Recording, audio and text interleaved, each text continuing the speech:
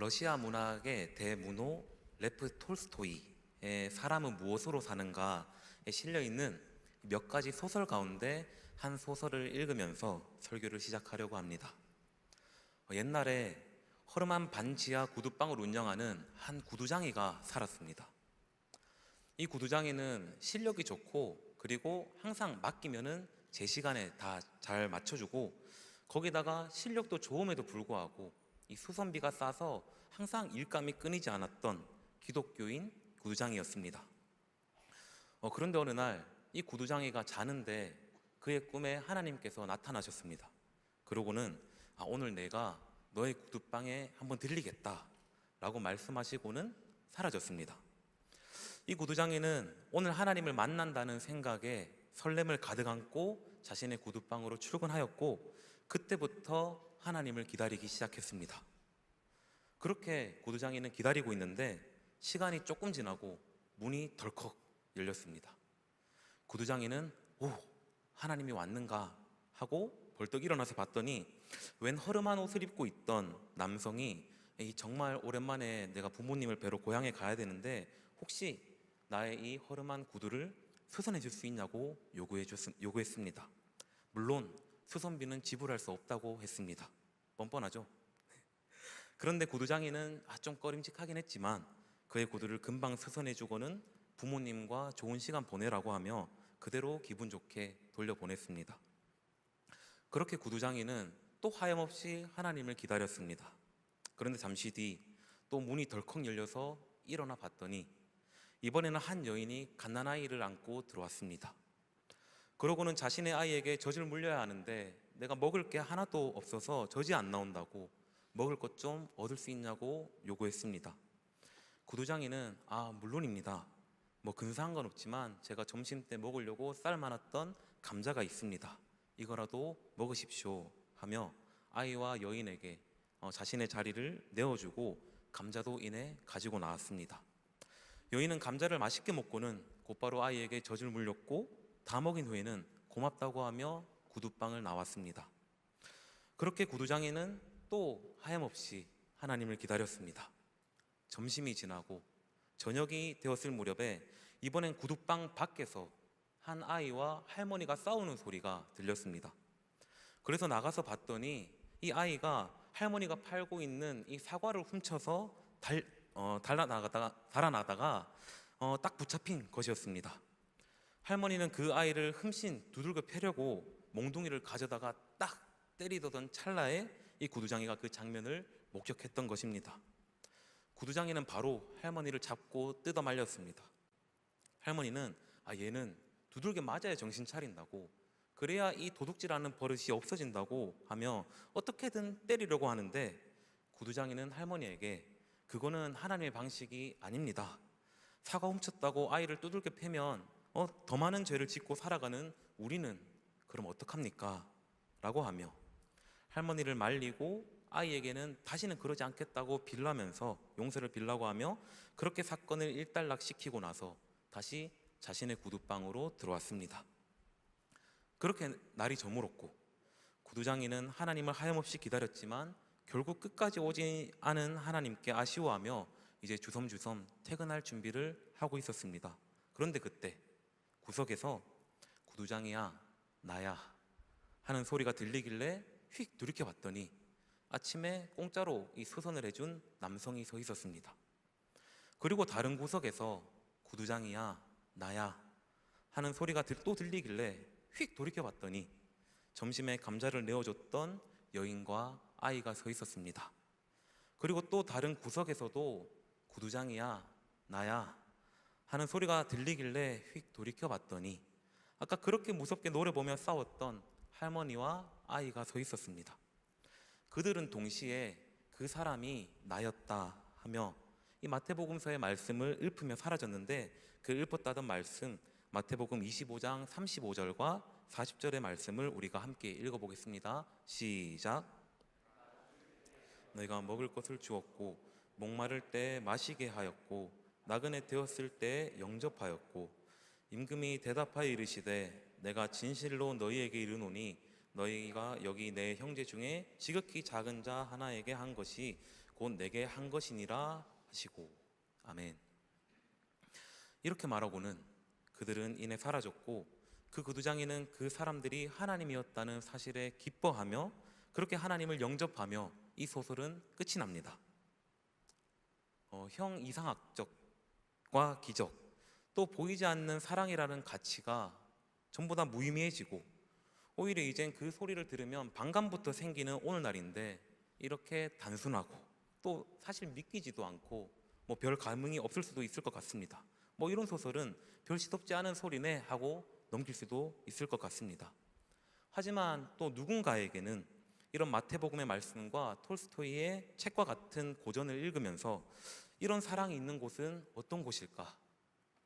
예전에 나도 용서하고 용서를 받았던 기억이 있는데 돌아가고 싶다 하고 살아본 적도 없는 하나님의 나라를 그리워하며 오늘 말씀의 제목인 노스텔지어, 그렇게 향수를 느끼는 사람도 분명히 있습니다.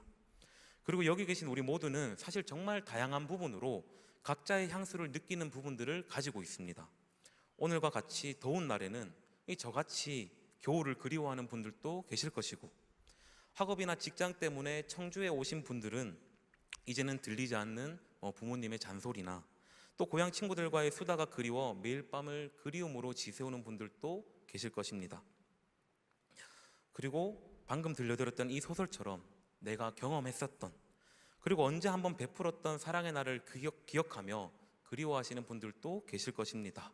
그렇게 우리는 모두 각자의 향수를 가지고 누군가는 그리움에 사무쳐 우울하게 살아가거나 누구는 그리움을 삼키고 꿋꿋이 앞을 향해 살아가거나 누구는 또 그 그리움을 향해 다시 돌아가는 사람도 있을 것입니다. 그렇다면 여러분은 이 중에 어떤 사람입니까? 그리고 그렇다면 오늘 말씀에 등장하는 이 느헤미야는 어떤 사람이었을까요? 우리가 계속해서 살펴봤었던 느헤미야라는 사람은 굳이 따진다면 그리움을 향해 돌아가는 사람이라고 볼 수 있습니다. 처음에는 이 백성이 바벨론의 포로로 붙잡혀갔지만 지금 이 세대는 이민 3세대에다가 더하여 술관원이라는 직책을 가지고 있던 느헤미야에게는 사실 지금 이스라엘 성벽이 무너졌다는 소식은 거의 남의 나라 얘기지 않겠습니까? 하지만 느헤미야의 태도는 어땠나요? 마치 지금 자기가 사는 나라인 것처럼 슬퍼했습니다. 식음을 전폐하고 하나님의 자비와 긍휼을 구하며 다시 돌이켜달라고 하나님께 그렇게 울고불고 기도했던 느헤미야였습니다. 그는 당시 페르시아의 왕이었던 아닥사스다 왕에게 현재 자신의 조상들의 묘실이 전부 다 무너져 내렸다고 말하고 고향 땅으로 돌아와 성벽을 재건했습니다. 그렇게 총 52일이라는 시간 동안 성벽 재건을 마무리하였고 느헤미야와 학사 에스라는 그 모든 영광을 하나님께 돌리며 백성들과 함께 하나님께 정말 뜨겁게 기도했었습니다. 더하여 그들에게 있어서 더욱 큰 감동은 이렇게 재건된 성벽이 그저 물리적인 건물만 재건한 것이 아니었다는 것입니다. 그들은 모조리 무너져 내렸던 이스라엘 민족의 정체성, 곧 하나님이 통치하시는 나라라는 정체성 또한 회복했습니다. 그렇게 그들은 제국주의의 영향 아래 정복과 이 전쟁이 너무나 익숙했던 착취 문화에 대한 거절과 그로 인해 모조리 무너져 내린 이 예배의 시간을 전부 회복했습니다. 그래서 그들은 그렇게나 기뻐하였고 그 예배는 끊어지지 않았습니다.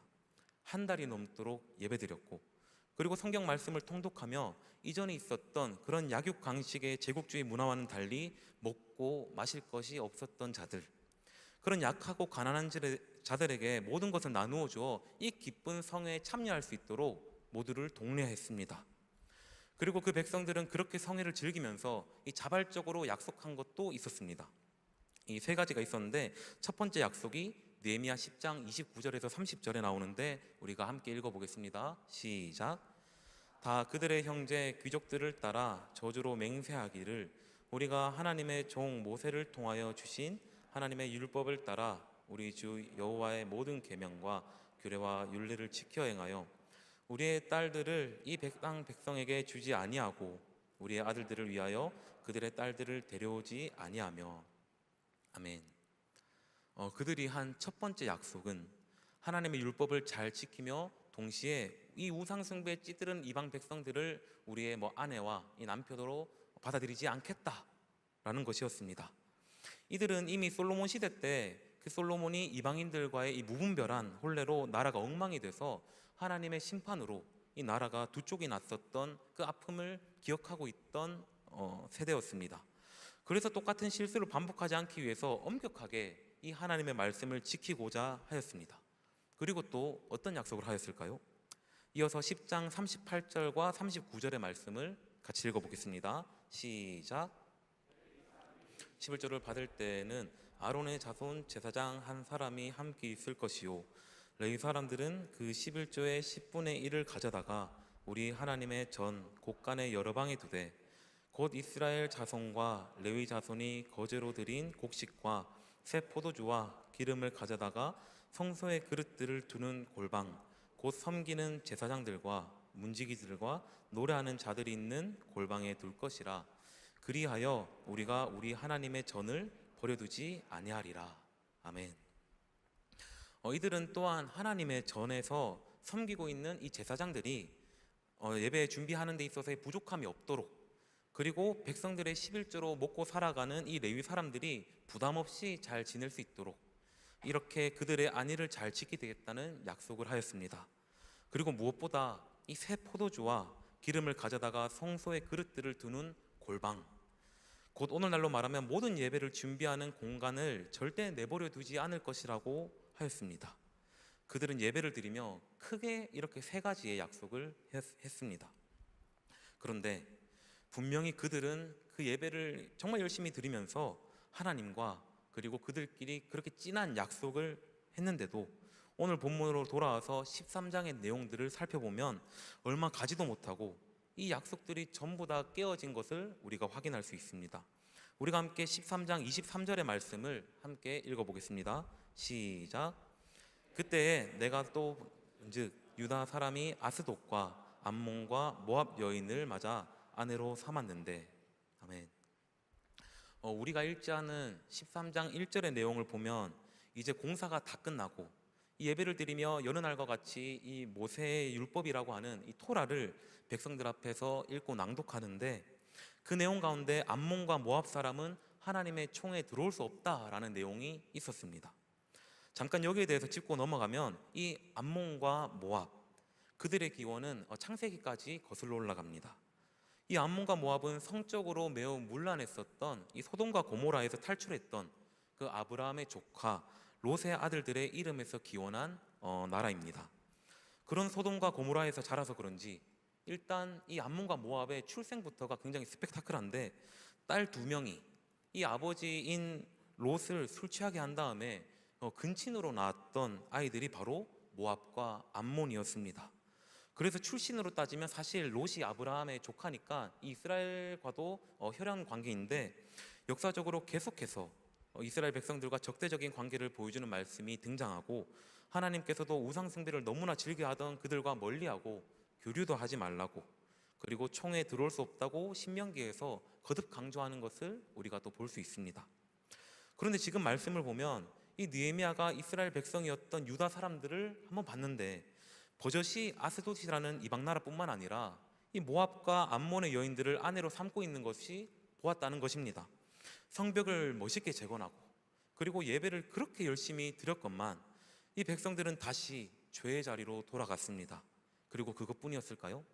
우리가 13장 4절에서 5절의 말씀을 또 함께 읽어보겠습니다. 시작.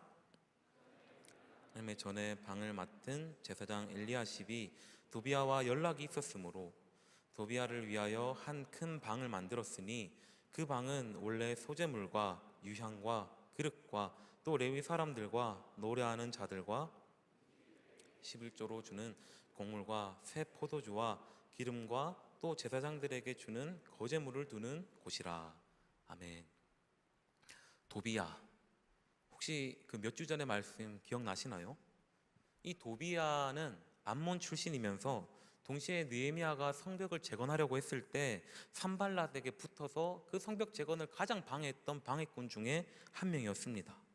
그런데 느헤미야가 이 하나님의 성전을 확 둘러보고 있는데, 아니 보여야 할 예배 준비물은 하나도 보이지 않고 웬 도비야가, 얘가 얼마나 자유한지 그 이스라엘 성벽 안에서 지내고 있었던 것입니다. 참 이것도 이해가 되지 않는 상황임에도 불구하고 더하여 그들은 마지막 남은 약속마저도 깨버렸습니다. 이어서 느헤미야 13장 10절의 말씀을 우리가 함께 또 읽어보겠습니다. 시작. 내가 또 알아본즉 사람들이 받을 몫을 주지 아니하였으므로 그 직무를 행하는 레위 사람들과 노래하는 자들이 각각 자기 밭으로 도망하였기로. 아멘. 분명 이 레위 사람들은 재산이 없어서 이 백성의 11조로 케어를 받아야 하는 지파라고 했습니다. 그런데 이 백성 중 아무도 그들을 보살피는 사람이 없었습니다. 그래서 느헤미야가 이 일에 대해서 자세하게 조사해 봤더니 그들은 충분히 레위 사람들의 몫을 줄 수 있었음에도 아무도 그들을 챙기지 않았습니다. 다 자신들의 배불리기에만 바빴고 심지어 유대인이라면 굳게 지켜야 할 안식일 개념도 전부 무시한 채 안식일에 장사하여 이윤을 취하고 있었을 만큼 그들은 이미 다시 또 부패했던 실정이었습니다. 그래서 레위 사람들은 그렇게 손가락만 빨다가 다시 전부 자신의 고향으로 다 도망쳤습니다. 그런데 이 현상이, 이 상황이 이게 몇십 년이나 지난 시점에서 일어난 일도 아닙니다. 모두 얼마 전까지 예배하고 성회에 참여하고 함께 기뻐했었던 때가 불과 엊그제였는데 정말 얼마 지나지 않고 일어난 상황들이었습니다. 모두 죄에 타락했고 다시 이스라엘 성전이 무너졌을 때의 상황과 똑같아졌습니다. 고아와 나그네를 보살피지 않고 레위인과 제사장을 보살피지 않고 우상의 찌들은 이방 나라와 여전히 결혼하며 슬금슬금 다시 도비아와 같은 우상들을 들여오고 있던 이스라엘 백성들이었습니다. 분명 성벽은 다시 세워졌습니다. 겉은 너무나 번지르르하고 예배도 너무나 뜨겁고 회개와 성경 낭독은 또 얼마나 열심히 하는지 다시 지었던 성벽이 다 무너질 만큼 크게 기도하던 백성들이었습니다. 그렇게 다시 옛 영광을 다 찾은 줄 알았습니다. 그러나 그들의 내면은 여전히 전부 썩어 문드러진 옛사람들이었습니다. 그들은 이웃을 사랑하지도 않았고 무엇보다 하나님 또한 사랑하지 않았습니다. 여전히 하나님보단 도비아를 의식하며 현실적으로 득이 되는 것만 따라 살아가는 정치적 행동을 일삼고 자신들의 이윤을 위해 레위 사람들을 책임지지 않고 전부 다 밭으로 돌려보냈습니다. 참 이해가 되지 않는 이스라엘의 모습입니다. 사랑하는 여러분, 그런데 이 모습 굉장히 익숙하지 않습니까? 이 이스라엘 백성들을 가만히 보면 정말 저를 보는 것 같습니다. 수련회 때는, 또 기도회 때는, 또 예배 때는 항상 뜨겁다가 이 교회 문 밖을 나가자마자 언제 예배 드렸고 언제 기도했고 언제 찬양했는지 모를 정도로 차가워집니다. 이 십자가와 부활이라는 사건에 대해서 이렇게 설교의 기회가 있을 때마다 준비하고 열심히 선포하지만 저도 이 강대상 위에서 내려가면 십자가와 부활을 사실 잘 기억하지도 못하고 또 제 삶에 그 사랑이 잘 드러나지도 않습니다. 되려 매번 다른 이들을 향해 혐오와 정죄의 잣대를 들이밀면서 나의 신앙에 대해 스스로 생각하기를 그래, 내가 저 사람에 비하면 잘 살고 있지, 나 정도면 하나님께서 이해해 주실 거야, 이러면 합리화를 합니다. 그리고 또 어떻습니까? 최근에 제가 베이직교회 조정민 목사님의 설교를 유튜브로 들었는데 이 목사님께서 세상엔 게으른 그리스도인이란 없다, 있을 수 없다라고 하시더라고요. 그 말인즉 그리스도인은 애초에 게으를 수가 없다는 것이었습니다. 하나님과 이웃을 사랑하려면 언제 어디서나 정말 성실하고 정직하고 그렇게 살아야 되는데 어떻게 그리스도인이면서 게으를 수 있겠냐 하더라고요. 그 말씀에 정말 많이 무너졌습니다. 저는 교회와 이 가정에서의 모습이 너무나 다르고 불편한 곳과 편한 곳에서의 모습이 너무나 다릅니다. 마치 가면을 쓴 것 같은 모습 때문에 어떨 때는 스스로에 대한 환멸을 느낄 때도 있지만 또 그것도 사실 잠시뿐입니다. 게을러가지고 이 나무늘보 마냥 그냥 시간이 흐르는 대로 흐느적 살고 있는 모습을 보노라면 이 이스라엘 백성들의 모습과 사실 저의 모습은 별반 다를 바가 없습니다. 저는 얘네를 욕하고 답답해할 자격이 없습니다. 제가 이미 그런 사람인걸요. 그런데 여러분들의 삶은 어떻습니까? 이스라엘 백성들보다 나은 삶을 살고 있는 분 계십니까? 안과 밖이 똑같으신 분 계십니까? 마음속에 정치적이고 계산적인 행동과 이 나만의 이윤이라는 도비아가 살고 있지 않으신 분 계십니까? 그 누구도 정죄하지 않고 미워하지 않고 혐오하지 않으시는 분 계십니까?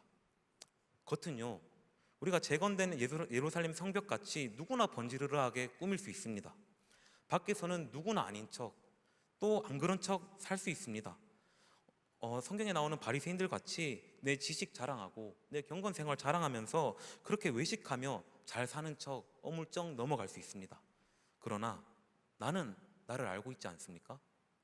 내가 어떤지, 내가 이웃에 대한 나의 마음이 어떤지, 약자에 대한 나의 마음이 어떤지, 그리고 마음에 들지 않는 사람에 대한 나의 마음이 어떤지, 그리고 하나님에 대해서 내가 어떤 마음을 품고 살아가는지 나는 너무나 잘 알 것입니다. 그리고 반대로 하나님도 너무나 잘 압니다. 항상 중심을 보시는 하나님이시기에 코람데오, 곧 하나님 앞에서 나의 모든 거짓은 드러나기 마련입니다. 하나님 앞에 내어놓을 게 이 거짓밖에 없는 인생입니다. 비참하고 또 비루하고 또 똑같은 일로 넘어지는 연약하고 자랑할 것 하나 없는 그런 한심한 인생입니다. 그렇다면 여러분, 우리는 어떻게 살아가야 할까요? 사람은 무엇으로 살아가야 합니까? 도무지 해답이 보이지 않는 상황인데 이 같은 상황인 오늘 이 이스라엘 백성들을 그리고 있는 느헤미야에서는 이들의 모습을 어떻게 그리고 있을까요? 우리가 오늘 본문 말씀 느헤미야 13장 3절의 말씀을 함께 읽어보도록 하겠습니다. 시작. 이 율법을 듣고 곧 섞인 무리를 이스라엘 가운데에서 모두 분리하였느니라. 아멘. 백성들은 느헤미야의 율법을 듣고는 그제서야 이 무리 가운데 섞여 있던 모압과 암몬 사람들을 색출하고 그들을 분리했습니다. 하나님의 마음을 가리고 또 하나님을 믿는 신앙을 혼탁하게 하는 우상들을 전부 분리했습니다. 그런데 다시 생각해 보면 이 상황에 이 백성들의 행동이 정말 뻔뻔하지 않습니까? 이게 지금 느헤미야서 중간쯤인 6장이나 7장에서도 아니고 또 성벽이 세워지는 중간에서 이 사람들의 행동이 들킨 것도 아니고 성벽이 다 재건되고 나서 느헤미야서의 마지막 13장에서도 이들은 여전히 죄 가운데 있었습니다. 그렇게 성대하게 예배를 다 드려놓고 울고불고 난리 피우며 회개를 하고 나서도 아직까지도 마지막까지도 죄와 함께 지내고 있는 이스라엘 백성들입니다. 느려도 너무 느리고 뻔뻔해도 이렇게 뻔뻔할 수가 있을까 싶을 정도로 계속해서 반복되는 악한 상황입니다. 그런데 여기서 하나님의 반응은 어땠나요? 이들의 뻔뻔한 행동 가운데 하나님께서는 어떻게 반응하셨냐는 것입니다. 당장에 벌을 내려서 성벽이 다시 다 무너졌습니까? 당장에 심판받아서 다시 또 페르시아의 포로로 끌려갔습니까? 아니요. 하나님께서는 이들이 섞인 무리를 모두 분리할 때까지 묵묵히 기다리셨습니다. 그것뿐만 아닙니다. 전부 도망쳤던 레위인들이 다시 돌아올 때까지 또 도비와 방으로 쓰던 예배 준비방도 전부 다 갈아엎고 나서 다시 예배 기물로 채워 넣을 때까지 하나님께서는 아무런 말씀도 없이 그저 기다리셨습니다. 하나님께서는 그 모든 일이 일어나는 동안 기다리셨습니다. 그들이 다시 또 돌아올 때까지 그저 기다리셨습니다. 연약하고 한심한 우리에게 희망이 있다면 바로 여기 기다리시는 하나님께 희망이 있습니다. 반주해 주시겠어요? 하나님께서는 오래 참으십니다. 그는 사랑 그 자체이시기에 부모가 아무리 피곤하고 힘들어도 자신의 아이를 계속해서 품을 수 있는 것처럼 아버지 되시는 하나님께서는 자녀인 우리를 하염없이 품고 기다리십니다. 우리에게 돌이킬 수 있는 시간을 충분히 그리고 넉넉하게 주시며 기다리십니다. 하나님은 그 자체로 사랑이시기에 그저 하염없이 기다리십니다. 그런데 우리는 어떤가요? 우리에게는 그런 사랑이 없습니다. 맨날 어떻게 하면 지금 당장 내 배를 채울 수 있고 지금 겪고 있는 내 불편이 해소될 수 있고 지금 당장 내 피곤함이 해결될 수 있을까만 고민하고 내 마음에 들지 않는 사람을 정죄하고 혐오하고 손가락질하며 그렇게 살아갑니다. 마치 태어난 지 이제 27일 정도 된 저의 아들을 보는 것 같습니다. 배고프면 울고 또 똥 싸면 기저귀 불편하다고 울고 또 잠은 오는데 침대가 불편하다고 울고불고 난리 피는 저의 아들입니다. 그런데 부모인 저의 미래가 더 암담한 것은 지금 저와 아내가 하루에 길면 4시간밖에 못 자거든요. 그렇게 눈 비춰가며 쇠가 빠지게 얘를 기르고 있는데 얘는 결국 하나도 기억하지 못한다는 것입니다. 아무것도 기억 못하고 정말 배은망덕하게 한 4살 5살쯤 되면 아빠 싫어, 엄마 싫어 뭐 이러는 때가 오겠죠. 그런데요, 그걸 알고 있으면서도 포기할 수가 없습니다. 아니, 포기란 단어가 얘를 보면 생각도 나지 않습니다. 그만큼 너무나 사랑스럽습니다. 얘가 뭐길래 그냥 한번 배시시 웃으면 그 모든 피곤함과 스트레스가 정말 다 날아갑니다. 저는 저의 아이를 통해서 하나님의 마음이 그렇지 않을까 감히 생각해 봅니다. 자녀인 우리를 포기치 않으시는 하나님의 마음, 받은 은혜 다 까먹고 이방 여인 모시고 레위 사람들을 다 쫓아내고 예배기물 다 빼먹고 도비아를 그 자리에 불러오더라도 기다리시는 하나님이십니다. 그러니 여러분, 우리는 어떻게 살아가야 할까요? 우리가 할 수 있는 최선은 무엇일까요? 저는 그것을 향수하는 것이라고 말씀드리고 싶습니다. 바로 그리워하는 것입니다. 기다리시는 하나님의 희망을 가지고 그 하나님의 나라, 하나님께 받았던 은혜, 그리고 그 하나님의 사랑을 그리워하며 느헤미야의 말에 바로 모압과 암몬을 속아냈던 이스라엘 백성들처럼 지금 그리고 당장 다시 돌이킬 수 있는 그 용기를 가지고 살아가는 것입니다. 그러니 여러분, 그렇기 때문에 우리는 지금에 충실해야 합니다. 내 과거가 어쨌든, 내가 어떤 사람이었든, 그리고 내 미래가 뭐 얼마나 불투명하고 내 미래가 어쨌든 우리는 지금 당장에 할 수 있는 것을 하며 그저 살아가면 됩니다. 이스라엘 백성들이 13장 마지막 장에서 에라 모르겠다 하며 그냥 죄에 휩쓸리지 않고 좀 뻔뻔하긴 하지만 다시 또 무리 가운데 이방 사람들을 솎아냈었던 것처럼 우리도 포기치 않으시는 하나님을 신뢰하며 포기하지 말고 지금 여기에 다시 오실 하나님의 나라를 위해 살아가시면 됩니다. 지금 당장 만나는 내 이웃에게 사랑을 베풀고 일을 잘 못하는 직장 동료나 상사나 후배가 있더라도 나는 끝까지 친절을 베풀어 보면서 또 학점 잘 못 받는 친구가 옆에서 같이 놀자 혹은 또 도와달라고 하면 좀 도움도 주고 교회에 적응하지 못하는 새 가족이 보인다면 다가가서 먼저 손 내밀고 안부를 물어봐주고 그렇게 살아가는 것입니다. 저는 그렇게 살아가는 것이 나와 너를 살리고 또 하나님이 가장 기뻐하시는 일이라 믿습니다. 물론 우리가 하는 사랑의 모양이 좀 삐뚤빼뚤할 수 있죠. 하지만 예수님께서 보이신 그 완전한 십자가의 사랑, 그것을 불완전한 우리가 어떻게 똑같이 실현할 수 있겠습니까? 그래서 우린 그저 지극히 작은 자에게 하는 것이 곧 나를 위한 일이라 하신 말씀만 붙잡고 이 톨스토이 소설의 구두장이와 같이 그저 지금 그리고 당장 최선을 다해 사랑하며 살아가면 됩니다. 그렇게 우리 상당 공동체가 하나님의 사랑을 그리워하는 공동체가 되길 소망합니다. 그 사랑을 흉내내기 위해 열심을 다해 살아가는 공동체 되길 소망합니다. 오늘의 세상이 마치 여름과 같이 서로에게 불같이 뜨거운 분노만 가득해 보이고 그리고 또 겨울과 같이 그 누구도 이웃에게 관심을 주지 않는 그런 차가운 무관심이 가득해 보이더라도 지금은 우리가 그리워할 수밖에 없지만 언젠가 꼭 다시 오실 것이라 약속하신 그 그리스도의 계절을 끝까지 사랑하며 기다리는 저와 여러분들이 되길 소망합니다. 이 시간 그리스도의 계절이라는 찬양 부르시고 기도의 자리로 나아가겠습니다.